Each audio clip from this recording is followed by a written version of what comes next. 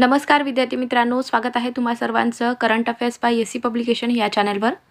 तर मित्रांनो, आजच्या व्हिडिओमध्ये आपण आजच्या तारखेला जे काही महत्त्वाचे प्रश्न तयार होतात करंट अफेअर्सवरती ते सर्व प्रश्न आपण घेतलेले आहेत। तर व्हिडिओ शेवटपर्यंत पहा। चला तर मग आजच्या व्हिडिओला आपण सुरुवात करूयात। मित्रांनो, आजचा व्हिडिओ सुरू करण्याआधी आपण कालच्या व्हिडिओमध्ये जे प्रश्न पाहिले आहेत त्यांना एकदा रिव्हिजन देऊयात, जेणेकरून तुमचा सुद्धा सराव होऊन जाईल। तर पहा, पहिला प्रश्न होता, सिटी बँक इंडियाचे नवीन प्रमुख म्हणून कोणाची नियुक्ती करण्यात आली? तर के बालसुब्रमण्यम यांची नियुक्ती झाली आहे।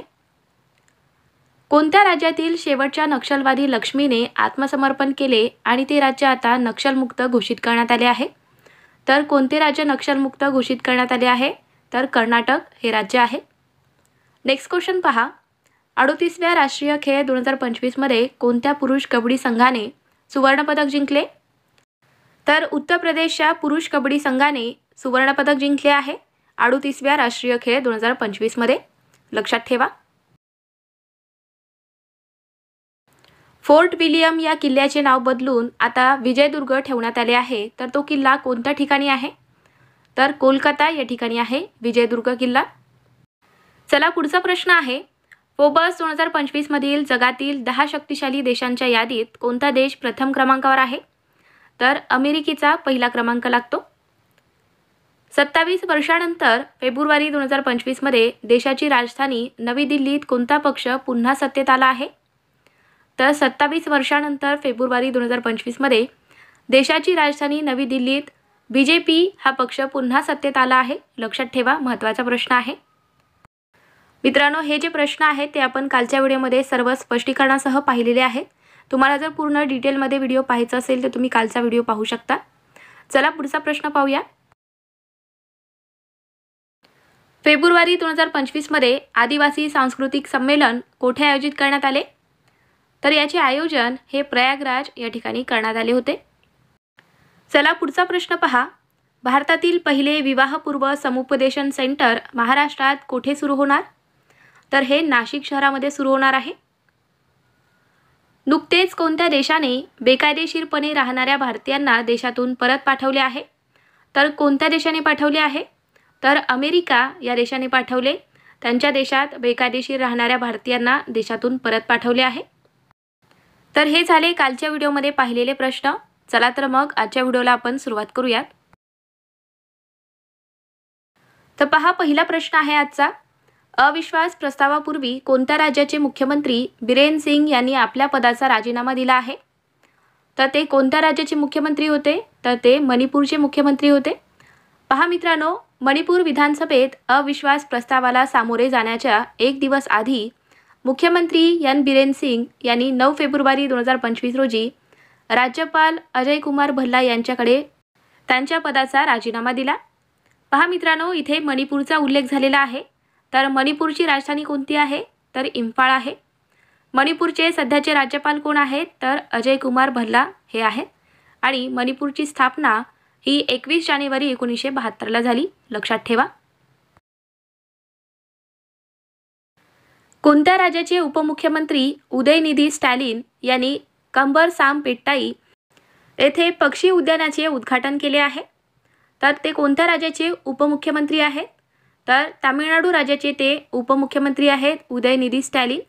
तर पहा मित्रांनो, इथे तामिळनाडूचा उल्लेख झालेला आहे, तर त्याबद्दल आपण माहिती पाहूया। तर पहा, राजधानी आहे चेन्नई।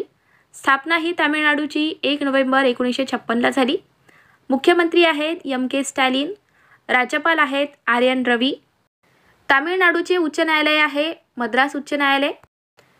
लोकसभा सीट आहेत 39 आणि राज्यसभा सीट आहेत 18।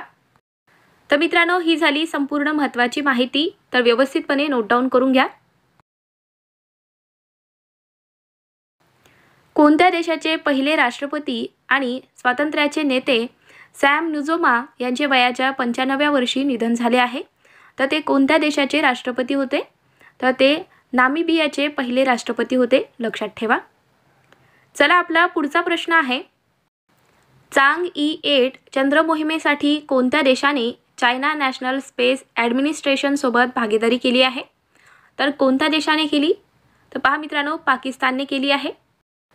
इथे पहा मित्रांनो, पाकिस्तानची space and upper atmosphere research commission म्हणजेच सुपार्को यांनी चांगई 8 चंद्र मोहिमेसाठी चीन नॅशनल स्पेस ॲडमिनिस्ट्रेशनसोबत भागीदारी केली आहे, जी 2028 मध्ये प्रक्षेपित केली जाईल।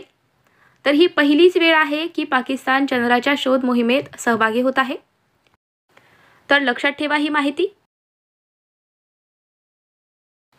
पोलाद मंत्रालयामध्ये संचालक म्हणून कोणाची नियुक्ती करण्यात आली? तर मैमून आलम यांची नियुक्ती झाली आहे। पहा मित्रांनो, मैमून आलम यांची केंद्रीय कर्मचारी योजना अंतर्गत पोलाद मंत्रालयात संचालक म्हणून नियुक्ती करण्यात आली आहे। केंद्रीय मंत्रिमंडळाने स्किल इंडिया प्रोग्राम कोणत्या वर्षापर्यंत वाढवला आहे? तर केंद्रीय मंत्रिमंडळाने स्किल इंडिया प्रोग्राम हा 2026 पर्यंत वाढवला आहे। तर पहा, यावरती आपण काही महत्त्वाची माहिती काढली आहे, लक्ष द्या।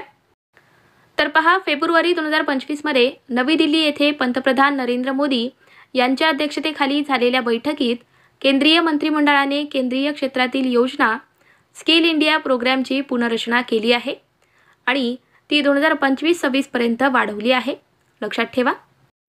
पंतप्रधान नरेंद्र मोदी यांनी देशातील उद्योगांच्या गरजा पूर्ण करण्यासाठी आणि देशाच्या आर्थिक वाढीस मदत करण्यासाठी आणि त्याचबरोबर भारतात प्रशिक्षित कर्मचारी तयार करण्यासाठी 2015 मध्ये स्किल इंडिया मिशन सुरू केले होते, लक्षात ठेवा।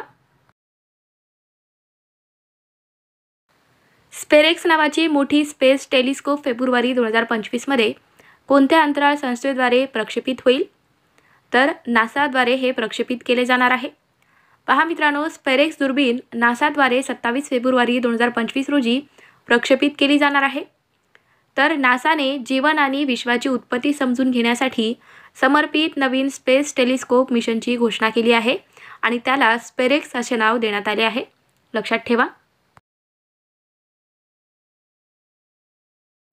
38व्या राष्ट्रीय खेळामध्ये पुरुषांच्या 50 मीटर रायफल 3 पोझिशन प्रकारात सुवर्णपदक कोणी जिंकले?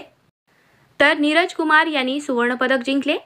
पहा मित्रांनो, 38व्या राष्ट्रीय क्रीडा स्पर्धेत तरुणांच्या 50 मीटर रायफल 3 पोझिशन प्रकारातील सुवर्णपदक भारतीय नौदलाचा नेमबाज नीरज कुमार यांनी जिंकले।